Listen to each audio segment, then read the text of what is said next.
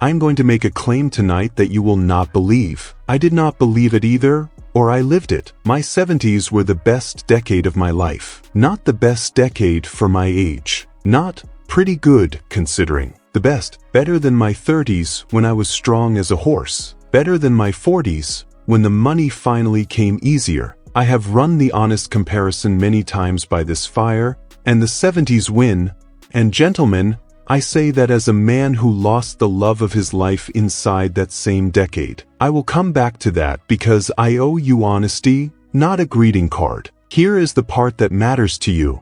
It was not luck. At 70, I did 3 specific things on purpose in the first year of that decade, and those 3 things are why it turned out that way. Any man at 65, 70, even 75 can do all 3. They cost almost nothing, and nobody talks about them because everybody is too busy telling you your 70s are for winding down. The third one is the one that carried me through the worst day of the decade. Stay for that one. It is the reason I can make tonight's claim with a straight face. Before I start with, if you are over 65, comment on the state you are watching from. I read every one, and it is the best part of my week. Here is the first thing. But first, 1 minute on why this needed doing at all. Because the trap is invisible until you see it. Nobody plans a decade after 65. Think about that. Your whole life, the decades had jobs. Your 20s had a job. Get started. 30s, build the family. 40s, 50s, provide, climb, secure. Even your 60s had one. Land the plane, retire right. Every decade arrived with a purpose stamped on it by the world. Then 70 shows up, blank. No stamp. The world hands you nothing. No job description, no finish line, not even expectations, really, beyond, take care of yourself, and don't fall. And here is what I had watched happen to man after man ahead of me. A decade with no job becomes a decade of leftovers. 10 years of reacting, to doctor appointments, to family schedules, to weather, to whatever the television says is happening. 10 years, gentlemen, that is not a gap between things. That is a fifth of an adult's life, handed over to drift by default, simply because nobody stamped it. I saw that trap coming for me around my 69th birthday party. I had just come out of my retirement fog, which I have told you about, and I was not going back in. So, in the month before I turned 70, I did the first of the 3 things. The first thing I did, I sat down at my kitchen table with 1 sheet of paper, and I gave my 70s a job description. Now do not picture anything fancy. This was not one of those bucket lists, skydiving and mountaintops and whatnot. Those lists are for magazines. This was quieter and, I would argue, bigger. I asked myself 1 question and refused to leave the table until I answered, when I'm 80, looking back at this decade, what has to have happened in it for me to call it good? It took me most of the morning and 2 pots of coffee, and what came out was 3 lines. Just 3. See it, learn it, hand it down. CIT meant there were places and people I kept meaning to see, and this was the decade the seeing either happened or did not happen by then. I understood about closing windows. So, I listed them plainly. My brother's grave out west, which I had never visited, you know that story. The ocean, my old hometown once more, slowly. A proper trip with each grandchild, one-on-one, their pick. Learn IT meant 1 new thing per year that I could not do on my 70th birthday. It did not matter what. The rule was only that it be new. I will tell you why that mattered in a minute, because it became the second thing. Hand it down meant everything in my head and hands that would die with me unless I deliberately gave it away. The engine knowledge, the family stories, my father's recipes for that matter, needed receiving hands found for it. This decade, not someday. 3 lines. I taped that paper inside my shed door, where I would see it every day and nobody else would. And gentlemen, here's what a job description does for a decade. Every ordinary week now had a direction to lean. Not a schedule, a lean. A rainy Tuesday with nothing planned would tilt, on its own, toward one of the 3 lines. Should I call the grandson about that trip? Practice the new thing? Write down the story about my father and the Packard? The lines did the steering. Over 10 years, that gentle daily lean added up to a decade that, when I turned 80 and took down that sheet of paper, yes, it was still there, coffee-stained and curling, had done its whole job. Every line kept. A decade with a job gets done. A decade without one gets spent. One sheet of paper, friend. One morning, 2 pots of coffee. That is the whole price of the stamp the world stopped providing. The second thing grew straight out of that middle line, and it turned out to matter for a reason I never saw coming. The second thing I did at 70, I made myself a beginner again, deliberately, at something I had absolutely no talent for. The first year's learn it line,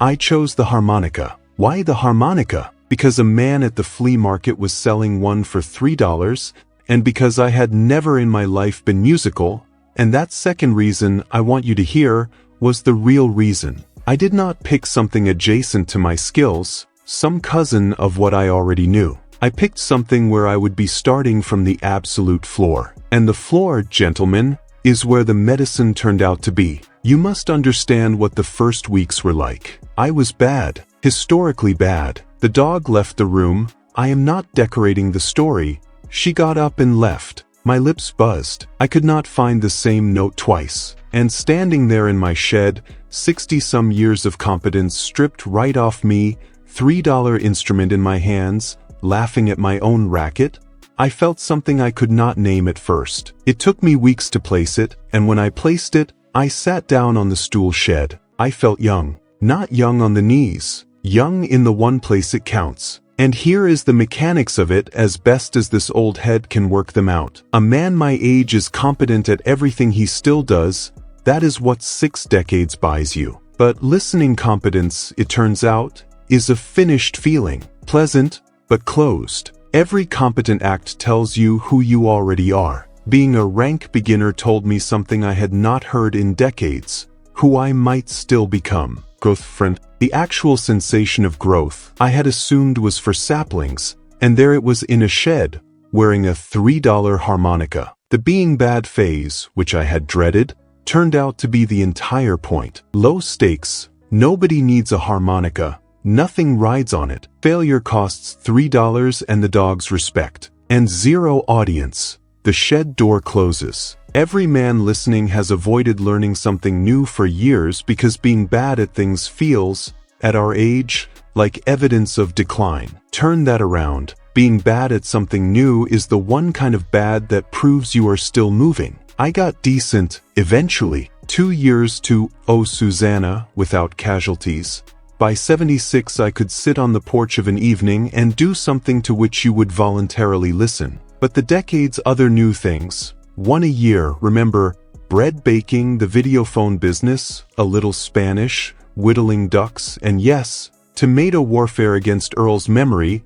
They were not about the arriving. They were 10 straight years of always being a sapling somewhere in my life. If I could put one bottle on every man's shelf at 70, it would be labeled, begin something you'll be bad at. $3 at the flea market. Ask for the medicine aisle. And now, the third thing, the one I promised, the one that made the claim in tonight's title survivable and true. Take a breath with me here, because this one goes deep, and it ends at the hardest place, and I'm going to walk you there gently. The third thing started, in all places, with a photo album. I was 72. On February evening, snow came down, and my wife pulled out the old albums the way she did some winters, and we sat hip to hip on the couch, the way we did, going through them. And she was laughing at one, a nothing photo, gentlemen.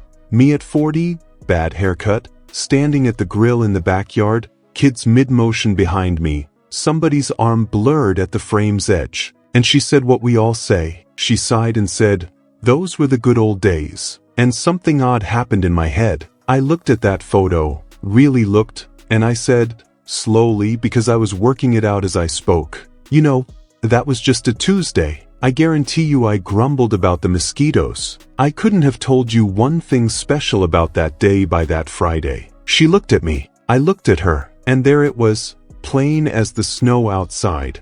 The good old days are never labeled at the time. Every single photograph we had been sighing over was an ordinary day when it was taken, mosquitoes, grumbles, blurred arms, and all. The good old get stamped on later, by memory, years after the day itself has closed for business. Which meant, follow me here, this is where it turned.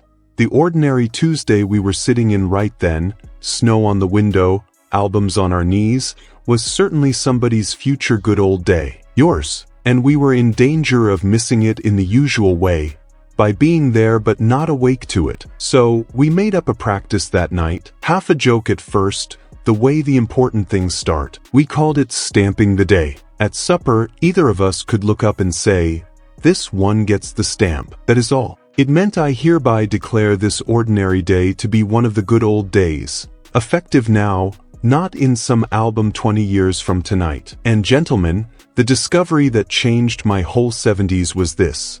The bar for the stamp turned out to be laughably low. Soup came out right, stamp. Cardinal on the fence and the coffee hot, stamp. Grandkids left the house a wreck and the noise still ringing, stamp, stamp. We were living, it turned out, ankle deep in good old days, and had spent 50 years waiting for the album to tell us so. Now the part 1 OU. She passed when I was 77, in the spring. And I will not pretend that year was anything but the worst of my long life. You know by now I do not sell greeting cards up here, but I am going to tell you what I had, in that worst year, that I would not have had without the stamping. I had 5 years, of days I had been awake inside, days seen and named while she was in them. When the house went quiet, I did not sit, as I have watched other widowed men sit, with an album full of days I had sleepwalked through, aching over what I had failed to notice at the time. I had noticed, God help me, we had noticed on purpose, at supper, aloud,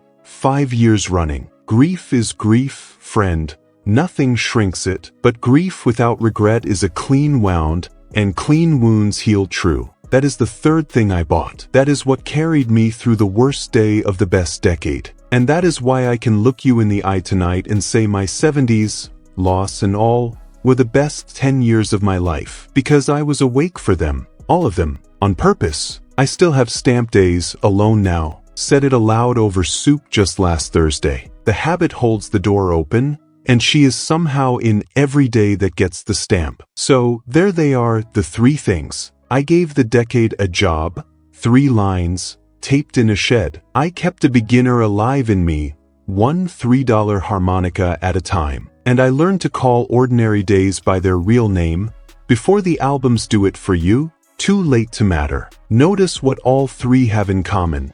They are all awakeness, really. A decade with a job is a decade you steer awake. A beginner is a man awake to what he might still become. And a Stamp Tuesday is a day lived with your eyes open inside it. That is the whole secret of a best decade at any age, I suspect.